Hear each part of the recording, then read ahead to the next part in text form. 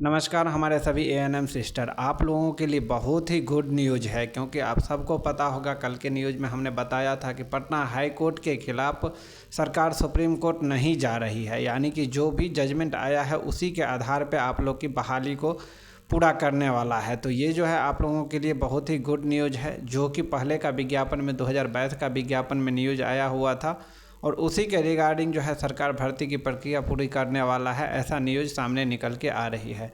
अगर ऐसा सही में सच होता है तो जो भी संविदा कर्मी है उनके लिए अच्छा न्यूज़ रहेगा, लेकिन जितने भी क्वालिफाई स्टूडेंट हैं 8791 जो क्वालिफाई किए थे उनके लिए ये गुड न्यूज़ नहीं रहेगा।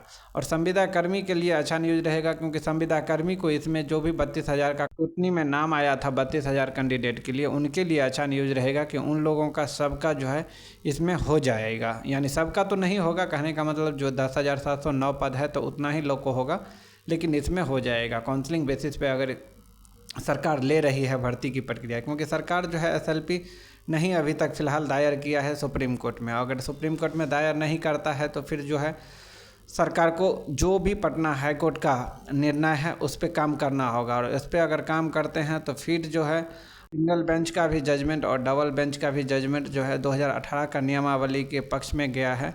तो इस आधार पर अगर देखा जाए तो अगर सरकार अगर चाहे, बीटीएससी चाहे, तो हो सकता है 2018 का नियमावली से इस भर्ती को पूरा कर दे, तो फिर जितने भी संविदा कर्मी हैं उसको होगा, और जो क्वालिफाई स्टूडेंट है उनका फिर नहीं होगा। तो ये वैकेंसी में तो फिर इनको जो है नया वैकेंसी के लिए वेट करना पड़ेगा। फिलहाल अभी जो न्यूज़ निकल के सामने आ रहे हैं कि सरकार जो है एसएलपी दायर नहीं किया है अभी तक, इसीलिए सारा कन्फ्यूजन है।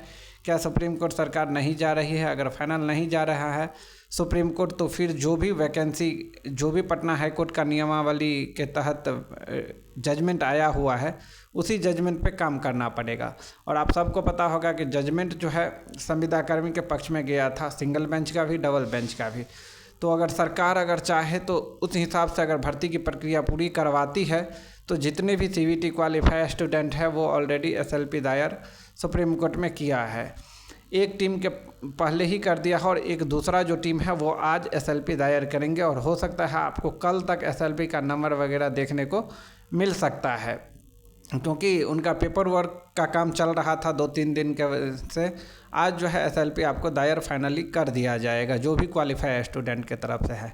तो क्या जो एसएलपी अभी दायर होगा उसके बीच में सरकार अगर चाहे तो संविदा कर्मी के ऊपर काम कर सकता है? तो हाँ, देखिए अभी जो है फ़िलहाल अगर सरकार अगर चाहे तो जो भी संविदा कर्मी है उनको 2018 का नियमावली के तहत भर्ती की प्रक्रिया को आगे बढ़ा सकता है। उन लोगों को काउंसलिंग का डेट दे सकता है और काउंसलिंग करवाना स्टार्ट कर सकता है। चाहे आप सुप्रीम कोर्ट में एसएलपी दायर कर दिए हैं उससे नहीं प्रॉब्लम है। हाँ, जब एसएलपी आप दायर कर दिए हैं, जो भी क्वालिफाई स्टूडेंट है वो लोग अगर एसएलपी दायर कर दिए हैं और जब एसएलपी पे आपका हेयरिंग डेट स्टार्ट हो जाएगा, जब सुनवाई हो जाएगा और जब फाइनल जजमेंट आएगा और अगर जजमेंट क्वालिफाई के पक्ष में जाता है तब जा कर के ये भर्ती की प्रक्रिया जो सरकार अभी अगर चाहे तो स्टार्ट अगर करता है तो उस टाइम में फिर ये भर्ती की प्रक्रिया रुकेगा। लेकिन अगर अभी सरकार अगर जैसे कि जो भी क्वालिफाई स्टूडेंट है वो एसएलपी दायर कर दिए हैं और अगर सरकार अगर चाह रही है कि नहीं 2018 का नियमावली से भर्ती की प्रक्रिया पूरा किया जाए, जो कि पटना हाई कोर्ट ने जजमेंट दिया है उसके आधार पे, तो उसका कार्य जो है अभी निकाल सकता है।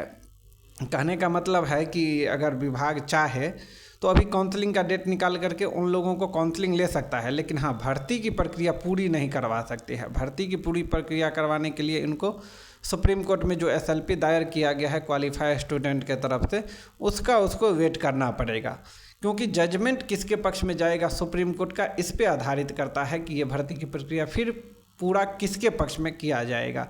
आप देखे होंगे पिछले टाइम भी वैसे ही हुआ था, जब आप लोग को सबको पता होगा कि इसी वैकेंसी के रिगार्डिंग पटना हाई कोर्ट में केस चल रहा था। और केस कौन किया था? जो भी संविदा कर्मी है अर्चना कुमारी और जो भी है 2 एलपीए दायर किया हुआ था पटना हाई कोर्ट में। और क्या हो रहा था, आप लोग का सारा प्रक्रिया चल रहा था, एग्ज़ाम भी लिया गया। ये तो नहीं कि केस दायर किया और एग्ज़ाम वगैरह सारा रोक दिया गया, वैसा कुछ भी नहीं हुआ। जब पटना हाई कोर्ट में केस चल रहा था तो उधर जो है जो भी भर्ती की प्रक्रिया है वो कंटिन्यू चल रहा था। अब देखे होंगे आप लोग जो है एग्ज़ाम भी दिए होंगे, आप लोग का एग्ज़ाम भी लिया गया। फिर एग्ज़ाम लेने के बाद जो है आप लोग का जो भी नॉर्मलाइजेशन होने के बाद जो है फाइनल रिजल्ट दिया गया। फाइनल रिजल्ट देने के बाद जो है आप लोग को काउंसलिंग के लिए बुलाया गया। फिर आप लोग जो है काउंसलिंग दिए। काउंसलिंग देने के बाद जब फाइनल जजमेंट आया उसके बाद जो है भर्ती की प्रक्रिया को रोका गया। नहीं तो भर्ती की प्रक्रिया जो है चल रहा था और उधर पटना हाई कोर्ट में केसेस भी चल रहा था। तो इसीलिए हम कहते हैं, इसी आधार पे हम कहते हैं कि जो अभी सुप्रीम कोर्ट में क्वालिफाइड स्टूडेंट केस किए हैं और अगर सरकार चाह रही है कि नहीं अब जो है 2018 का नियमावली से इस भर्ती को पूरा किया जाए, तो उधर केस भी चलता रहेगा, उधर इस लोग का काउंसलिंग का डेट निकाल के काउंसलिंग भी करवा लेगा। लेकिन फाइनल जो है ज्वाइनिंग नहीं दे सकता है, यानी कि फाइनल मेरिट लिस्ट निकाल सकता है लेकिन ज्वाइनिंग नहीं दिलवा सकता है। जब तक SLP क्लियर नहीं होता है तब तक ज्वाइनिंग आप नहीं दे सकते हैं। तो यही सब अपडेट है। अभी फ़िलहाल जो है किसके पक्ष में जजमेंट अब जाएगा सुप्रीम कोर्ट का, वो तो आपको आने वाले टाइम में पता चलेगा। लेकिन भर्ती की प्रक्रिया बहुत लोग बोल रहे हैं कि नहीं अब जो है संविदा कर्मी की भर्ती की प्रक्रिया पूरा किया जाएगा और काउंसलिंग के लिए उन लोगों का जल्द जो है लिस्ट जारी किया जाएगा। तो हो सकता है, ये हो सकता है, कोई इसमें डाउट नहीं है। अगर सरकार चाहती है ऐसा तो कर सकते हैं, लेकिन ज्वाइनिंग इन लोग को भी सरकार नहीं करवा सकते हैं क्योंकि ऑलरेडी जो है क्वालिफाइड स्टूडेंट सुप्रीम कोर्ट पहुंच चुके हैं और वहां पे SLP दायर हो चुका है। तो अब जब तक ये SLP का फाइनल जजमेंट नहीं आता है तब तक आप भर्ती की प्रक्रिया इसको पूरा नहीं करवा सकते हैं। फिलहाल अब देखना होगा सुप्रीम कोर्ट पे और सुप्रीम कोर्ट का जजमेंट किसके पक्ष में जा